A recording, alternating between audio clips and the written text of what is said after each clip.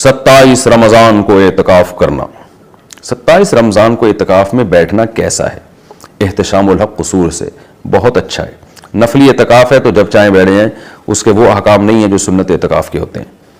नवासा नवासी को ज़कात देना, हम रमज़ान में जो ज़कात निकालते हैं क्या वो अपने नवासा नवासी को दे सकते हैं या नहीं? मुमताज़ बेगम हैदराबाद इंडिया से। ज़कात अपने उसूल और फ़ुरू में से किसी को नहीं दी जा सकती। उसूल का मतलब अब्बा, दादा, दादी, नाना, नानी, ये जितने भी हैं, परदादी, परदादा, परनानी, परनाना, यानी जिनसे आप पैदा हुए हैं। इसी तरह अपने फ़ुरू को भी नहीं दी जा सकती जो आपसे पैदा हुए हैं, यानी अपना बेटा है, पोता है, पोती है, बेटी है, नवासी है, नवासा है, ये जो फ़ुरू हैं जो आपसे पैदा हुए हैं, तो इनमें से किसी को भी ज़कात नहीं दी जा सकती। इसी तरह मियाँ बीवी एक दूसरे को ज़कात नहीं दे सकते। इसके अलावा ज़कात हर एक को दी जा सकती है, बाकी तमाम रिश्तेदारों को दी जा सकती है, बल्कि रिश्तेदारों को ज़कात देने में डबल सवाब है, एक तो ज़कात का, दूसरा रिश्तेदारी जोड़ने का। क्या इस्तेमाल के सोने पर ज़कात है? किसी के पास 400 ग्राम सोना हो लेकिन इस्तेमाल कर रहा हो, इसके ऊपर ज़कात है या नहीं? किस्मतुल्लाह सऊदी अरब से। सोना इस्तेमाल में हो या ना हो, इससे कोई फ़र्क नहीं पड़ता, इस्तेमाल के सोने पर भी बहरहाल ज़कात है। आप सल्लल्लाहु अलैहि वसल्लम ने एक सहाबिया के हाथ में सोने के कंगन देखे तो आपने फरमाया कि उसकी ज़कात देती है? उन्होंने फरमाया कि नहीं। तो फरमाया कि तुम ये चाहती हो कि अल्लाह क़यामत के दिन तुम्हारे हाथ में जो है ना आग के कंगन पहनाए? तो वो तो उनके इस्तेमाल में थे, तो इसके बावजूद आप सल्लल्लाहु अलैहि वसल्लम ने ज़कात का हुक्म दिया। जहेज के सामान पर ज़कात का हुक्म। अगर शादी के 3 महीने बाद तलाक हो जाए और इसके बाद जहेज का कुछ सामान मजबूरी की वजह से बेचना पड़े तो क्या साल गुजरने के बाद इसकी कीमत पर ज़कात वाजिब होती है या नहीं? जबकि आगे दूसरी शादी का प्रोग्राम भी है। नाम नहीं लिखा, ऐसी बातों में नाम नहीं लिखते लोग।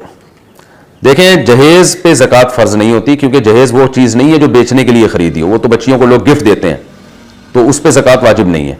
हाँ, जब जहेज का सामान बेच दिया और कैश रकम आपके पास आ गई, तो अगर वो कैश रकम उस तारीख तक है जिस तारीख को आप ज़कात निकालते हैं, तो फिर उस तारीख पर जितनी कैश रकम होगी तो वो कर्जे वगैरह माइनस करके अगर वो रकम निसाब तक पहुंचती है तो उस पर रकम पे, कैश पे ज़कात होगी, सामान पे जो वो ज़कात नहीं, क्योंकि वो बेचने के लिए नहीं खरीदा था आपने।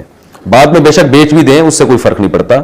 ज़कात उस सामान पे वाजिब होती है जो बेचने के लिए खरीदा हो और अब तक बेचने की नीयत बाकी हो।